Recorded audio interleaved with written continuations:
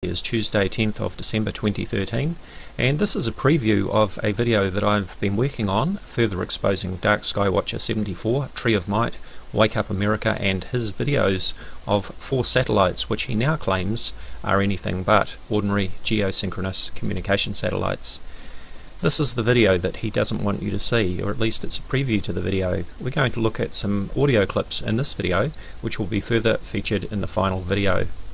I believe that he has since removed the 3-hour video from his channel because he doesn't want you to hear what was really said during that broadcast. But because I have already downloaded that video, I can bring you some of that now.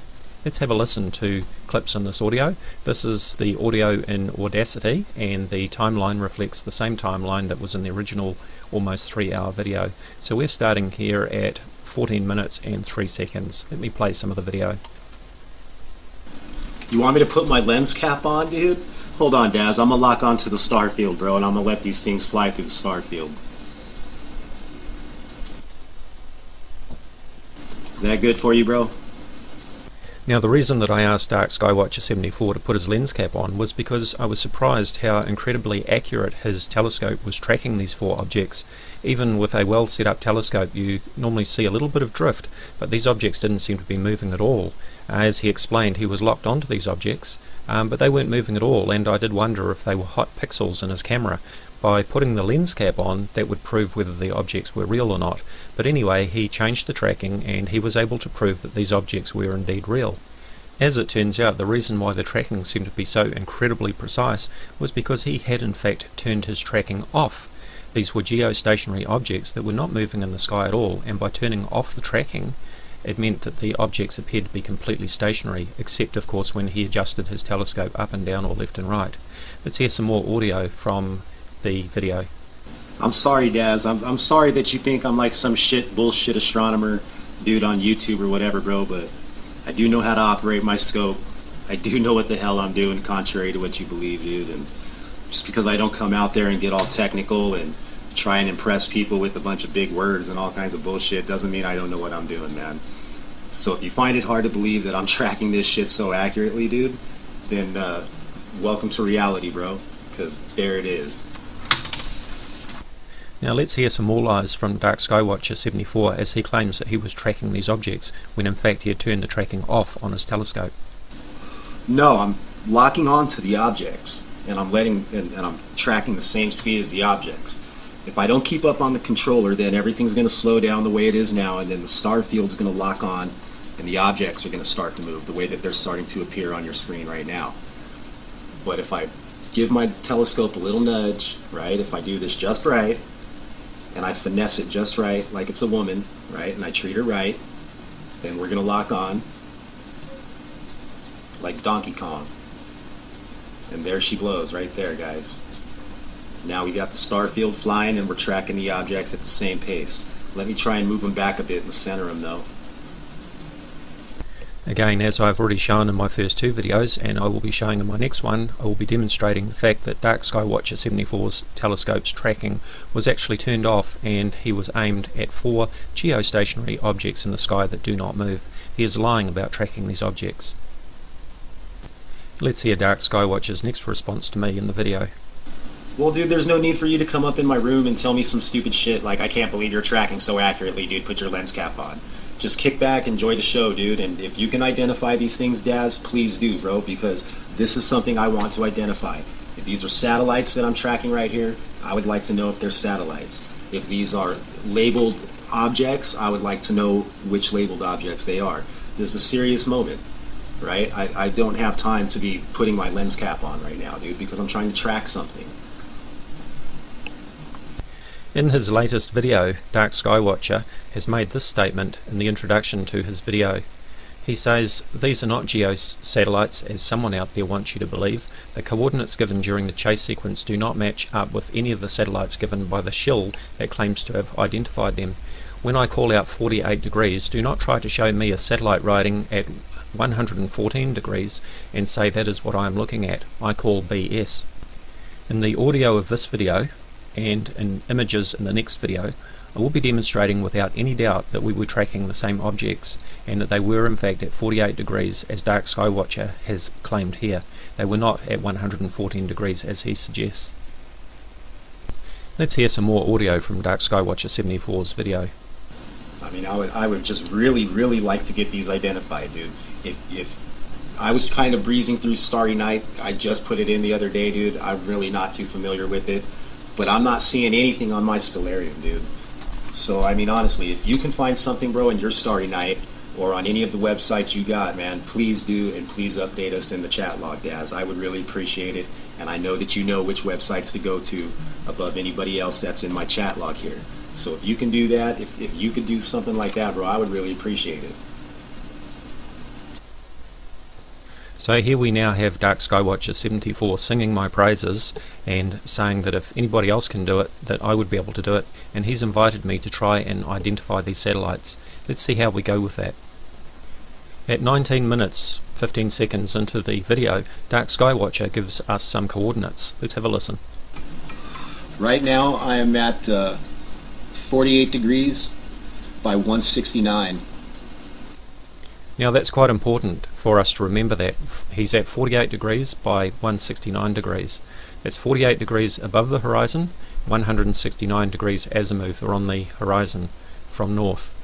We're going to hear that figure several times in the video, and it's interesting that these figures don't change at all, which confirms what I've always said, is that DarkSkyWatcher74 had actually turned off his tracking on his telescope and had his telescope pointed at geostationary objects which did not move. This is why the coordinates that he has given in degrees do not change throughout the video. Let's hear some more. I'll give you, hold on, man, let me see if I'll pull up my controller here, get my right angles, my right ascension, declination. Alright, this is where my controller tells me I'm pointing at. This is where Stellarium tells me I'm looking in the sky, bro. My right ascension, I'm at 6 hours, 33 minutes, 14.4 seconds. My right ascension, I'm at 6 hours, 33 minutes, 14.4 seconds. Okay, so let's center those coordinates in Starry Night Pro.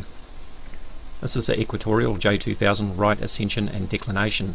We heard DarkSkyWatcher say that his right ascension was 6 hours, 33 minutes and 14.4 seconds. Next in the video we're going to hear him say that his declination is 5 degrees, 51 arc minutes and 53 arc seconds. So let's enter those.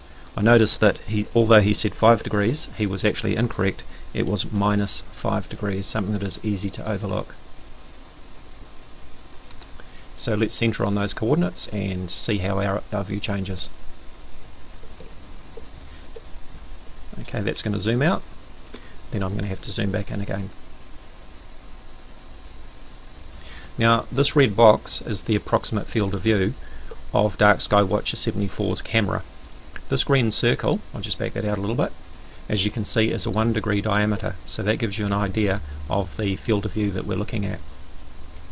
And as we can see, the 4 satellites, EchoStar 17, Anik F1R, Anik G1 and Anik F1, are just outside of our field of view based on those coordinates, but they're certainly within half a degree of the centre. As DarkSkyWatcher74 said himself in his video, because of the accuracy or inaccuracy of settings on the telescope, etc., we have to allow about 1 degree. Those were his own words.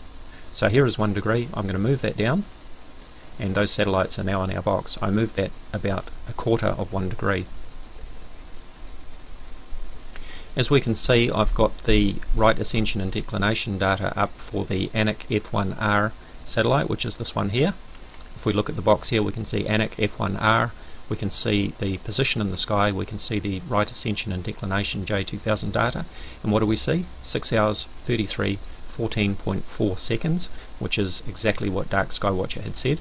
And we see that we've got a declination of minus 5 degrees, 36 arc minutes, 38 arc seconds, which I will come to shortly. Now back to DarkSkyWatcher's video. This is where he gives his declination, where he says, let's hear it. My declination, 5 degrees, 51 by 53. Okay, and as I explained, the accuracy of that, apart from the fact that he has said 5 degrees instead of -5 degrees, which is incorrect, and if he checks his location of the Orion Nebula, he will find that it is in fact -5 degrees, not 5 degrees as he has stated here. But the difference in the declination here is within that 1 degree circle that I showed you just before. In fact, we've already looked at this, but let's just center those same coordinates again that DarkSkyWatcher74 has given us. That's 6 hours, 33 minutes, 14.4 seconds, right ascension, and declination of -5 degrees, 51 arc minutes, and 53 arc seconds. Let's center again and see what happens to our satellites and where they are in relation to our approximate field of view, given on the coordinates that DarkSkyWatcher has given us. So there we go, they've just gone up above the box. Starry Night is zooming out, and I'll just zoom back in again so we don't lose them. And we can see that allowing for, as DarkSkyWatcher says in his video, 1 degree of tolerance, we can see that our satellites are, let me have a look, turn on angular separation from the center of that, we are looking at almost 15 arc minutes. There are 60 arc minutes to 1 degree, so 15 arc minutes is quarter of 1 degree. So that's pretty good accuracy as far as I'm concerned. We can see that we're looking at the same objects at the same coordinates. There is no doubt about that whatsoever. Let's just move these back down so that they're in DarkSkyWatcher's field of view again. Remember, he was adjusting his telescope up and down and left to right as we were watching the video. But first, let's just jump back to where DarkSkyWatcher started off. He started tracking these objects in the Orion Nebula, which is M42. This would have been at 1:03 AM, his local time, Kingman, Arizona. And as we can see, we've got the 4 objects in the field of view at this time, which is when he started tracking them. This is the Orion Nebula, M42, and what do we see with the right ascension and declination data? We see that it's at 5 hours, 35 minutes, 8.5 seconds, and we see that the declination is given as -5 degrees, not 5 degrees, but -5 degrees, 25 arc minutes and 54 arc seconds. Let's hear what DarkSkyWatcher74 has to say. Dude, we found this by accident, bro. We were looking at Orion's Nebula, and we dropped below Orion's Nebula a couple degrees to look at a satellite cruising by, and then all of a sudden we had these things cruise by. And these aren't satellites, not as far as I'm concerned at this moment in time.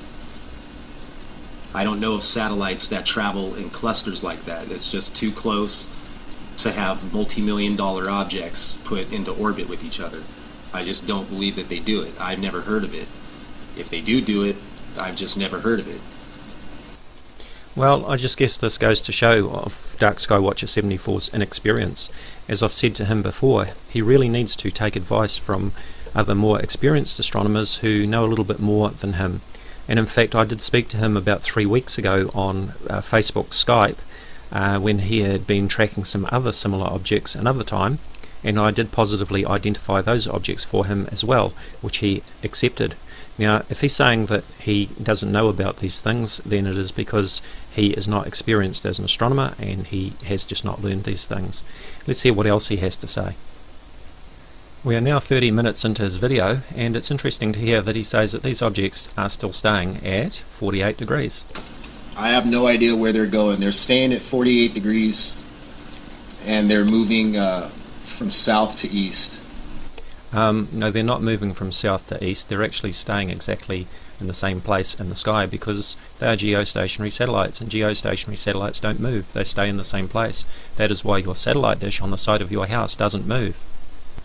We are now 41 minutes into DarkSkyWatcher's video, and throughout the course of this video, or at least over the period of an hour that I was involved, DarkSkyWatcher74 gave me a number of markers in the forms of stars that I could find in my Starry Night, so that I could actually track and locate where these objects were. He gave me a number of stars with HIP numbers, and I was able to track those in Starry Night, and let's hear a few of those now. I'm directly above HIP 334, or 33154, I'm sorry. Next star we're coming up on here is HIP 32231. Yes, 32231. That's what we just passed by. Let me see what we're coming up on. Right now I'm underneath HIP 33406. I have, I'm going to pass right in between. On the bottom is going to be HIP 33723. Now let's listen very carefully to what DarkSkyWatcher74 says next. Above it is going to be HIP 33719. I'm going to pass right between those.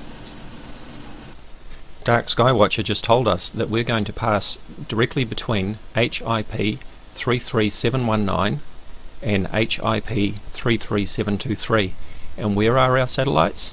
Right where he said that they would be. This positively identifies these 4 objects as the 4 satellites that I have identified.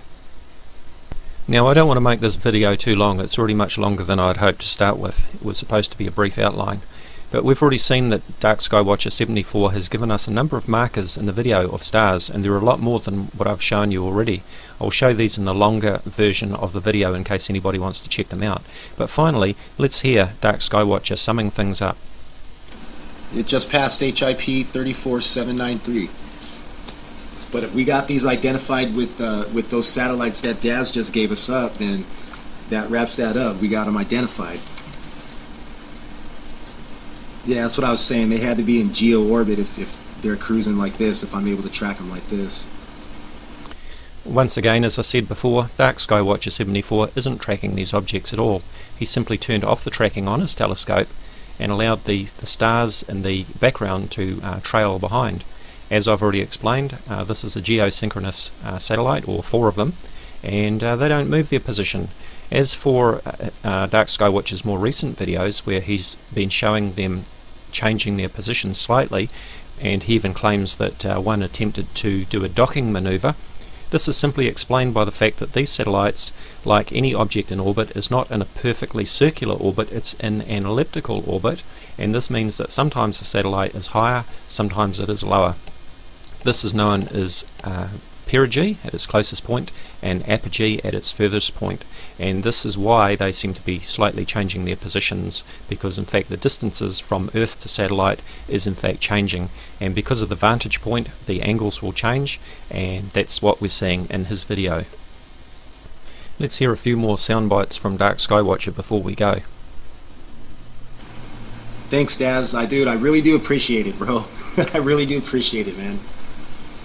Yeah, it was a good find, Daz. I really do appreciate you running through the catalog for me, man. I couldn't do that and try and track these things, and you know as well as I do, when you don't know what it is, man, and you're looking at something like this, you gotta keep it in the scope.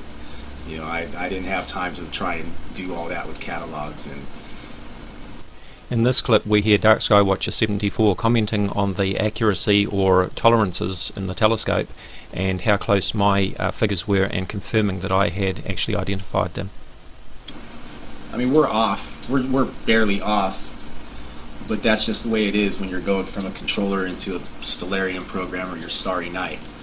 You're always off just a little bit, you know what I mean? But we're in the same ballpark right now with your numbers and my numbers. Yeah, we're in the same ballpark. We're basically looking in the same field of view. Well, that's what Stellarium's showing me. Yeah, we're tracking the same objects, bro. Your numbers and my numbers, I mean, we're off just by fractions. You know what I mean? But that's just the differences between our programs and the hand controller and all the communication. But we're looking in the same field of view with the numbers you're giving me and the numbers I'm looking at. Yeah, we're both in the same spot. In this clip we hear DarkSkyWatcher74 talking to Heidi, another viewer on his Ustream feed. Let's have a listen to what he says. It's always fun, Heidi. Even when you see stuff like this and you find out that it's a satellite, right? Like we just found out they're satellites, all right? It's confirmed that they're satellites. But it was one hell of a ride. It was fun. It was exciting. Sorry, let's hear that bit again. Like we just found out they're satellites, all right? It's confirmed that they're satellites. Just in case you missed it, DarkSkyWatcher. Like we just found out they're satellites, all right? It's confirmed that they're satellites. Now, correct me if I'm wrong, but those are your words we're hearing? Like we just found out they're satellites, all right? It's confirmed that they're satellites. So why have you changed your tune all of a sudden? DarkSkyWatcher74, you cannot now turn around and deny that these are satellites, because as my video will prove, and I've already done in this video and the previous ones, we have positively identified these 4 satellites for being what they are. You gave me the HIP star numbers and we tracked them. Yes, you remember all those HIP star numbers from 32979 to 32990, 33154, 33231 and so on, and what do we find? They're all going right past our objects. All of these ones that can be verified from the video all go right past our satellites, and that is proof conclusive that what we are seeing are these satellites. Here is the track that they took against the background stars that you identified. All of these numbers are the ones that you gave me in the video, and I was busy punching them into Starry Night so that I could track your objects. And what were they? They were 4 satellites, just like I said they were. Alright, take it easy, Daz. Thanks for doing that for me, bro. I really do appreciate that. Hey, no problem, DarkSkyWatcher74. Anytime you like. I'm always happy to debunk your videos and your crazy claims about UFOs and Nibiru and all this nonsense, and Saturn tilting on its edge, especially when you've stolen images from another observatory. No problem at all. Anytime you like. And the final word goes to DarkSkyWatcher74, of course. Let's hear what else he has to say just finally. Oh, that was a fun ride, Robert. I had someone else that I know got up in here that's knowledgeable. Damn right. That was helping me out because I was busy tracking. Useless. With the telescope. He was doing some digging through the files because I couldn't find any objects in my stellarium. He couldn't find any in his Starry Night. So he ended up downloading the entire catalog, and we finally identified him as a grouping of satellites in geosynchronous orbit. I have the names of them somewhere in here. I saved them somewhere, but it was a fun ride, man. Even though they ended up being satellites, it was awesome, dude. You know what I mean? It's always fun. I think you're onto something big. You know, it doesn't matter if it turned out to be satellites or whatever, man. It was still fun for me. And let's not forget this little discussion between myself and DarkSkyWatcher74, TreeOfMight, also known as Wake Up America, on his Facebook page. I sent him a message and I asked him, hey dude, how come you have made no mention of the fact that these 4 objects were positively identified during your Ustream broadcast? I identified these 4 objects as being 4 geosynchronous satellites: EchoStar 17, Anik F1R, Anik G1 and Anik F1. You even agreed with my findings because I was able to tell you the right ascension, declination and altitude azimuth coordinates of these objects, and you confirmed that the data I gave you was the same as your telescope settings. So why have you not mentioned this information? Are you deliberately trying to make this sound more mysterious than it really is? Why are you hiding the truth about the identity of these objects? Why haven't you given the data in the description of your video? By the way, these 4 objects were not in deep space, as your title suggests. They are in geosynchronous Earth orbit of approximately 37,000 kilometers altitude. And of course, DarkSkyWatcher74, TreeOfMight, replied, because it's in the 3-hour video that we identified them. Would that be the 3-hour video that has been deleted from DarkSkyWatcher's channel? And he goes on to say, I mean, come on dude, you can't burn people right off the bat with that. You gotta let them take a ride for a little bit and enjoy it. It is in the video that they were identified as satellites, so don't worry, no one is duping anyone. Really. So if you're a subscriber of DarkSkyWatcher74, TreeOfMight or Wake Up America on Facebook, do you enjoy being taken for a ride, as he says here? Do you enjoy DarkSkyWatcher laughing in your face so that he can talk up his videos and earn more views? Because for DarkSkyWatcher, because he's monetized his videos, more views means more money for him.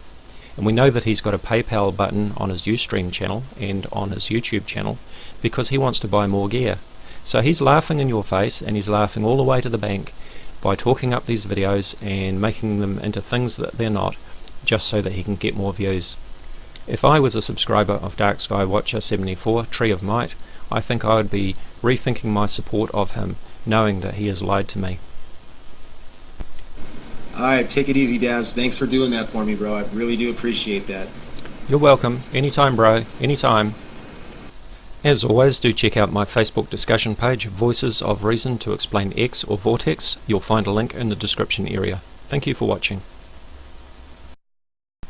Hello YouTube. This is Dazza the Cameraman. Today is Tuesday 10th of December 2013, and this is a preview of a video that I've been working on, further exposing DarkSkyWatcher74, TreeOfMight, Wake Up America and his videos of 4 satellites which he now claims are anything but ordinary geosynchronous communication satellites.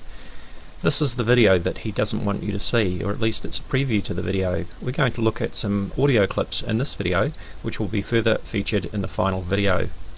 I believe that he has since removed the 3-hour video from his channel because he doesn't want you to hear what was really said during that broadcast. But because I have already downloaded that video, I can bring you some of that now. Let's have a listen to clips in this audio. This is the audio in Audacity, and the timeline reflects the same timeline that was in the original almost 3-hour video. So we're starting here at 14 minutes and 3 seconds. Let me play some of the video. You want me to put my lens cap on, dude? Hold on, Daz. I'm gonna lock onto the star field, bro, and I'm gonna let these things fly through the star field. Is that good for you, bro? Now, the reason that I asked DarkSkyWatcher74 to put his lens cap on was because I was surprised how incredibly accurate his telescope was tracking these 4 objects. Even with a well set up telescope, you normally see a little bit of drift, but these objects didn't seem to be moving at all. As he explained, he was locked onto these objects, but they weren't moving at all, and I did wonder if they were hot pixels in his camera. By putting the lens cap on, that would prove whether the objects were real or not. But anyway, he changed the tracking and he was able to prove that these objects were indeed real. As it turns out, the reason why the tracking seemed to be so incredibly precise was because he had in fact turned his tracking off. These were geostationary objects that were not moving in the sky at all, and by turning off the tracking, it meant that the objects appeared to be completely stationary, except of course when he adjusted his telescope up and down or left and right. Let's hear some more audio from the video. I'm sorry, Daz. I'm sorry that you think I'm like some bullshit astronomer dude on YouTube or whatever, bro, but I do know how to operate my scope. I do know what the hell I'm doing, contrary to what you believe, dude. And just because I don't come out there and get all technical and try and impress people with a bunch of big words and all kinds of bullshit doesn't mean I don't know what I'm doing, man. So if you find it hard to believe that I'm tracking this shit so accurately, dude, then welcome to reality, bro, because there it is. Now let's hear some more lies from DarkSkyWatcher74 as he claims that he was tracking these objects when in fact he had turned the tracking off on his telescope. No, I'm locking on to the objects and I'm tracking the same speed as the objects. If I don't keep up on the controller, then everything's going to slow down the way it is now, and then the star field's going to lock on and the objects are going to start to move the way that they're starting to appear on your screen right now. But if I give my telescope a little nudge, right, if I do this just right, and I finesse it just right, like it's a woman, right, and I treat her right, then we're going to lock on like Donkey Kong. And there she blows right there, guys. Now we got the star field flying and we're tracking the objects at the same pace. Let me try and move them back a bit and center them though. Again, as I've already shown in my first 2 videos, and I will be showing in my next one, I will be demonstrating the fact that DarkSkyWatcher74's telescopes